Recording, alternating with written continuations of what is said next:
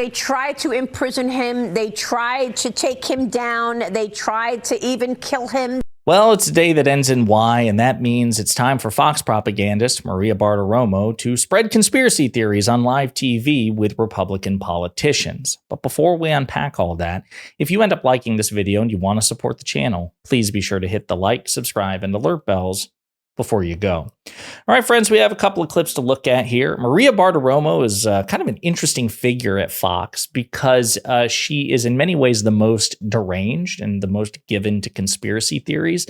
However, she is also one of the few who are very likely to get visibly, publicly fed up with Republican politicians. So it's like one of those things where she succumbs to the conspiracy theory, like, for example, about the impeachment of President Biden. You know, this conspiracy theory that Joe Biden, whom they also think is senile, was simultaneously a global mastermind working with Hunter and James Biden to, you know, concoct this elaborate influence peddling scheme that was apparently so deep and so intricate that it would take Republicans decades to uncover, you know, evidence. So these two mutually exclusive notions. But she apparently believed it. And so over the course of the last year in particular, when Republicans failed to deliver bombshell smoking gun evidence or pull the trigger on impeachment, she would always get fed up with James Comer. Like, where are you guys? Why aren't you doing this? So it's so funny.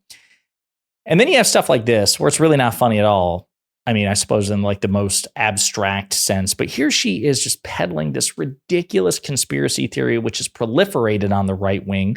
You know, it's similar to the Great Replacement theory, this idea that Democrats are, you know, nefariously scheming to allow an invasion of undocumented migrants so that they can change the racial and ethnic and cultural demographics of the United States and create a new Democratic voting base. And it's just all weird and ridiculous and kind of racist.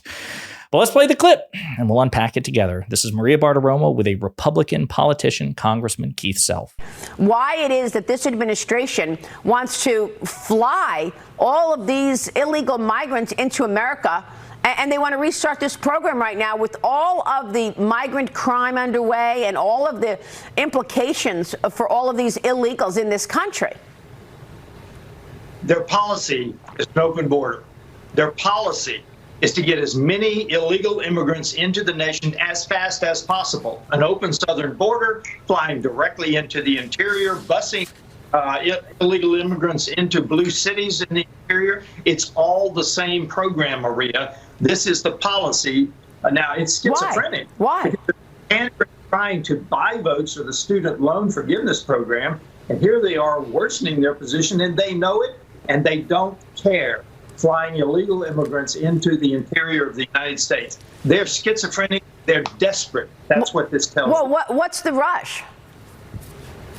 The rush is, we used to think that, yes, 5 years, 7 years, illegal immigrants would be voters. Now we know they're doing it in real time. This is what concerns me. And to Secretary Pompeo's article, he gets a few things right. The best thing is to build the wall, and the other one is to declare them foreign terrorist organizations. Yeah, so this guy is a lunatic, and so is Maria Bartiromo, just breathing life into this. We're going to look at an AP fact check, because obviously you probably heard this conspiracy theory. The Biden administration's flying these undocumented migrants into the interior as part of this scheme.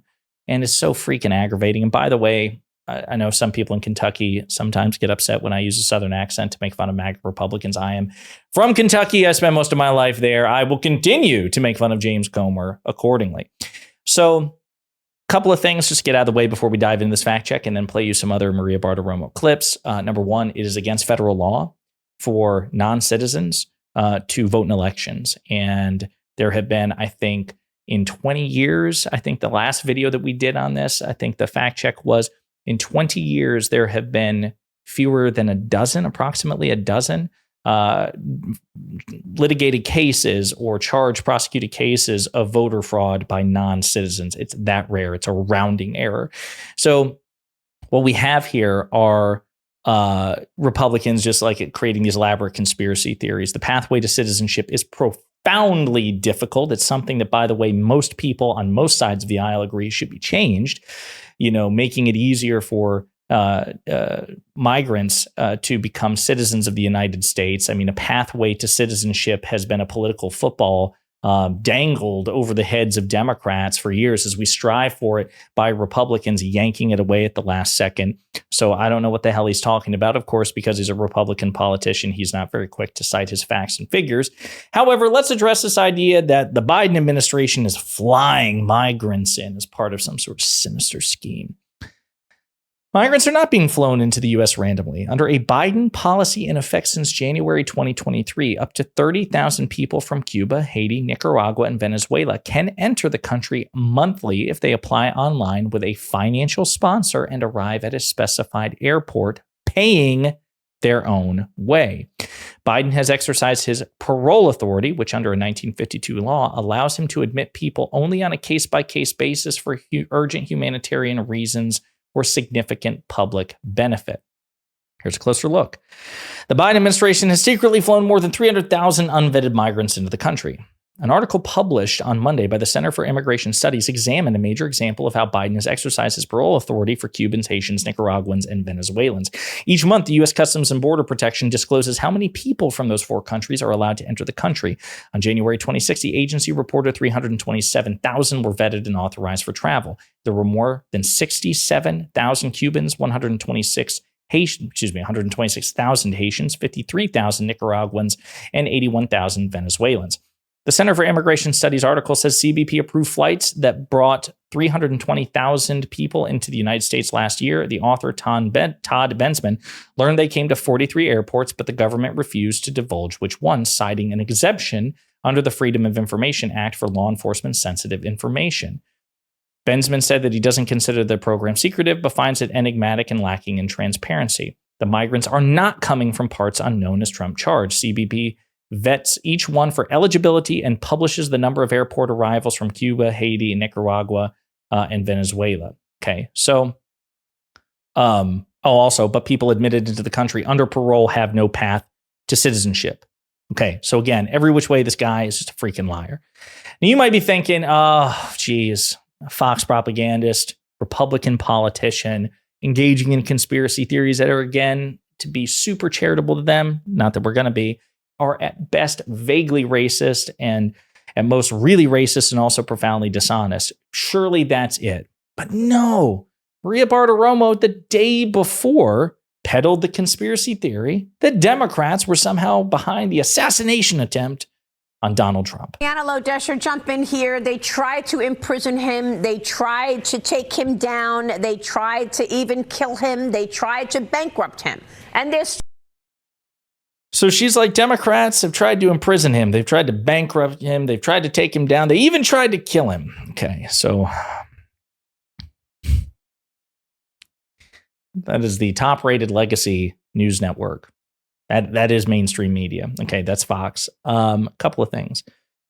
So Donald Trump was prosecuted by a special counsel who was semi-independent from the Justice Department, who in turn is semi-independent from the Biden administration. There's no evidence that Joe Biden or Kamala Harris have directed or compelled the prosecution of Donald Trump. Although we do have evidence, ironically, on Maria Bartiromo's show. I love playing that clip. It's my favorite Trump card, of then President Trump publicly demanding that his attorney general prosecute Joe Biden, his political rival, and Barack Obama, next president. Again, Maria Bartiromo and the others, they don't care about that because it's Trump and they're hypocritical losers who should be made fun of. So there's that. Democrats have not tried to bankrupt him per se. Now, they have certainly prosecuted him for fraud, Democratic attorneys general and Democratic district attorneys, but maybe Donald Trump shouldn't commit fraud and he's not in any danger of being bankrupted as far as I know. My God, he's a multi-billionaire. What's he have to worry about? But the assassination attempt really is the kind of the obvious sticking point here. The shooter was a registered Republican who had no deep history of overt partisanship or political influence. Basically, according to the FBI, unless something's changed in the past week, the profile effectively fit that of a school shooter who came as a registered Republican and, yes, from, when it came to guns, a very conservative, gun-loving family. But there were no political motivations as far as they can ascertain. As a matter of fact, when they searched his material and his records and his electronic records, they found that he also did searches for rallies for President Biden. So had a Biden rally been sooner and closer, he might have taken a shot at the president. And I wonder what the Fox Propaganda Network would have had to say about that.